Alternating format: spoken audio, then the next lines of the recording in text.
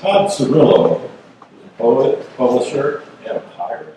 Several poetry, a half dozen misdemeanors, and 1,000 busted cards. Lives in New Orleans, Louisiana, where he seeks out strange wisdom and shiny moments while looking pretty. Please welcome to the stage Todd Cirillo.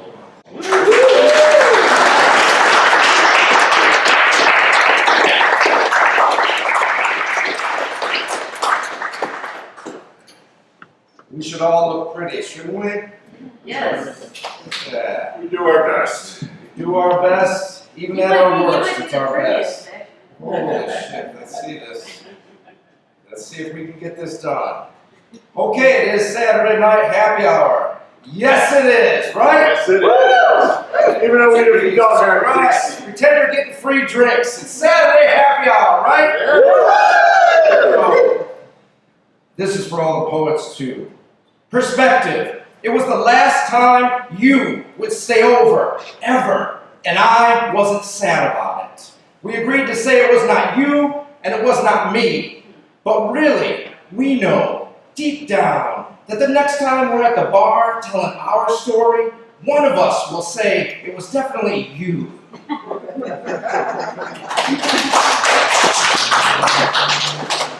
The poet reads a new poem by the poet who broke his heart.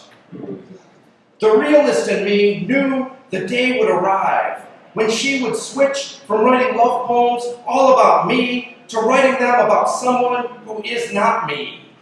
Today is that day. Here it is, posted on social media. I stare at it like I used to stare at her with absolute wonder. I read the poem and recognize the feelings behind the words, hear her inflections and emphasis as she would read it. I see her revising and reworking the perfect final line. It is all wrapped in a well-decorated broadside that is not a gift to me. Inside my heart, hurt and pain punch at the rib cage to get out, and I will have to let them out soon enough. But right now, at this moment, I'm conflicted, so I read it again to be sure before admitting it's a good fucking poem.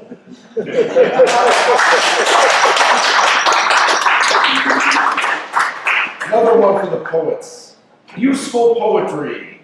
I read the poet's new book and saw this line, waiting for something, hoping for anything. It is the type of brilliant phrase that will stick with people when they read it on buses and trains, if people still use buses and trains. But I'm confident that this book will be read in airports by people going to see other people or those who are getting away from everyone.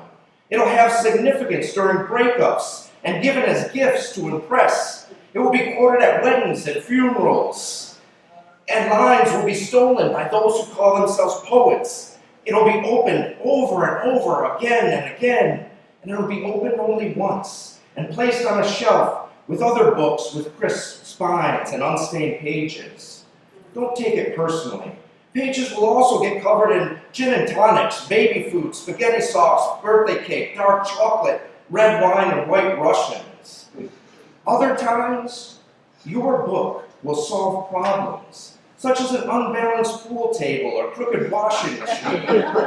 Don't take that part personally either. It may not be what you had hoped for, but just remember, poetry is supposed to be useful.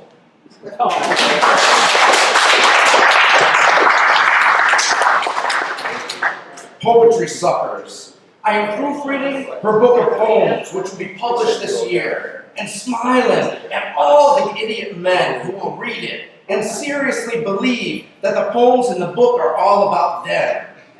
But I know who they're really about. At least that's what I tell myself.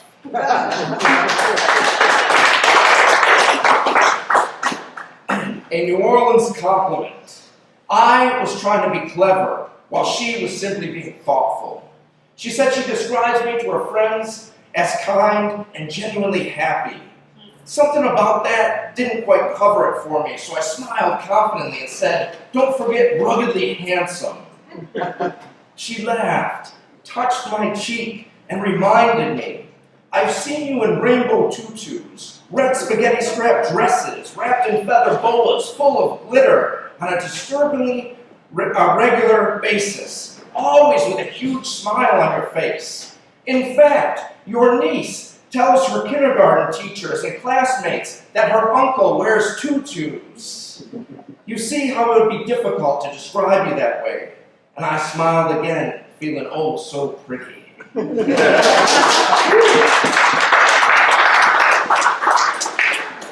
Pray. I have read that mountain lions can travel 200 miles in a day for prey. Grizzly bears, 40 miles. Wolves, 30 miles. I suppose I should consider myself worthy that you traveled this far to devour my heart.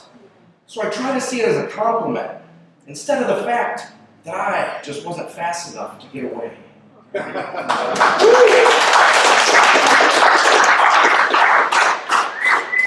Here is a true story that happened this past summer.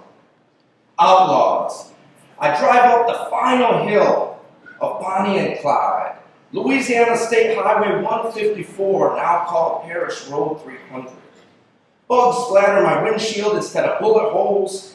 I see the outlaws' last sights, the way the road rises to meet the horizon. Treetop clouds, waiting crows. I too get ambushed into pulling over. My car stops close to theirs. Walking slowly, I hear the stillness of the pines, where the posse hid for 2 days. Out there, in Bienville Parish, waiting for a clear shot. I stare at the 2 monuments, one for the lawmen, one for the lovers. The rocks beneath my shoes pop like gunshots blasting. I stand in their last living spot, taking pictures and videos for friends and social media, robbing the ghosts of their peace.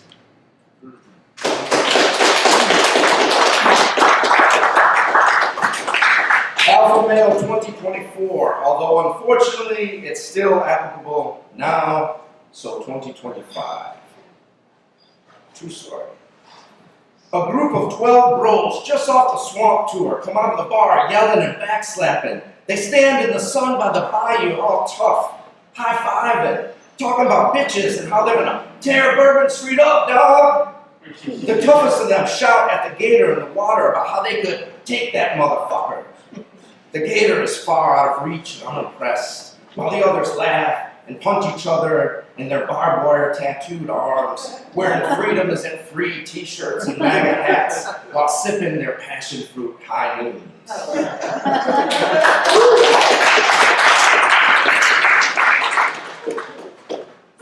Fame and fancy literature.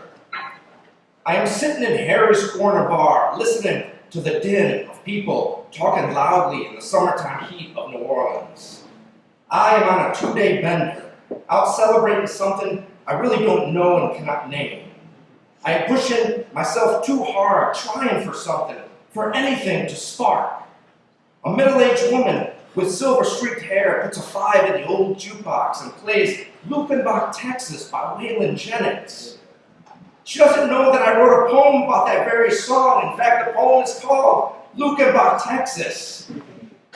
It is in my book, Disposable Darlings, from Roxy Press.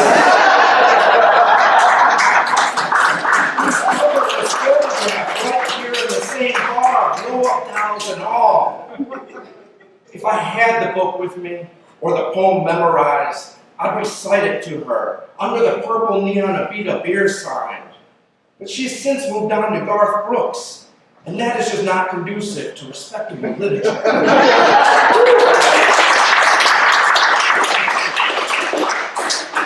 The Imposter. The bartender with 1950s dress and the martini glass tattoo complete with olive on her right forearm was changing on a keg when, without looking, she says, "Hey, Allison, did you?"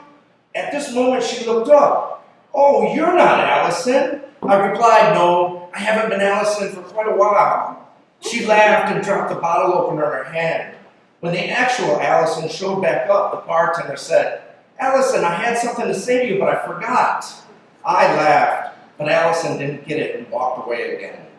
Later, when the bartender brought me another drink, she said, "You look familiar. I replied, yes, we met a bit ago when I was Allison. She laughed again and bought me a drink. I laughed too, lifted the glass, and toasted my natural girlish charm.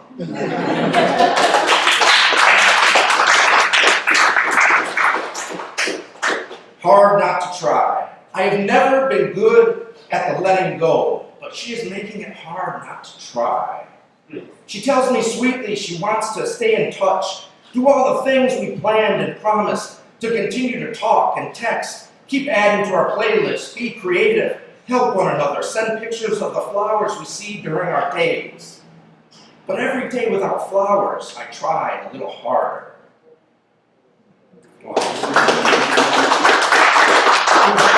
Okay, this is for my best friend Toby, who is here. You can get his autograph, buy him a drink later. That's right. Sure, that's good. All right. May you all have such a best friend. My best friend for Toby.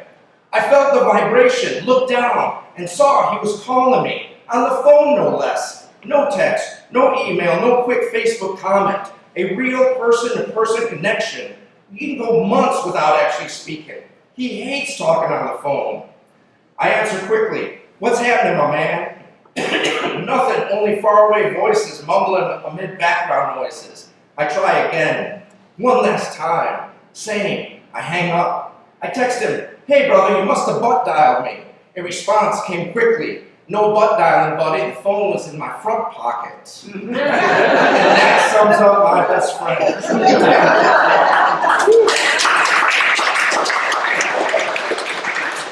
That's really right. Do you know that feeling? Do you know that feeling when a relationship reaches a point where you just smile at the ease and comfort of it all? When conversations come easily and you talk all the time about the weather, the news of the day, the state of the country, places to go and see, what to add to grocery lists, books you are reading, or dumb jokes you tell each other that aren't necessarily funny, but you laugh anyway because you just appreciate the effort. You find the ways in which you compliment one another, like one is better at math or spelling, or the other plays the perfect music while cooking. That is not to say there are no challenging times or breakdowns in communication, where you can go a day or two without being able to speak to each other. I've heard that in every relationship there are times when you simply have to take a break and recharge. But that is where the reliability and comfort comes in. They say it takes time to get to that point. However, they also say at other times it just happens instantly. And this is how my latest relationship began. I met her online. It seems to be the only option these days. I haven't introduced her to many of my close friends yet. A few have met her, but we're still figuring one another out. How to respond to one another. How to make it work. Though I am optimistic, and it already feels comfortable. My favorite part, though, are those slow-moving mornings when my arm rests under the cool side of the pillow. Birds make bird sounds in the courtyard, just beyond the windows, and she greets me with, "Good morning, Todd." And I like how she enunciates my name and that she is there. So I turn to her in bed to greet her as well. "Good morning, Alexa. What is the weather today?"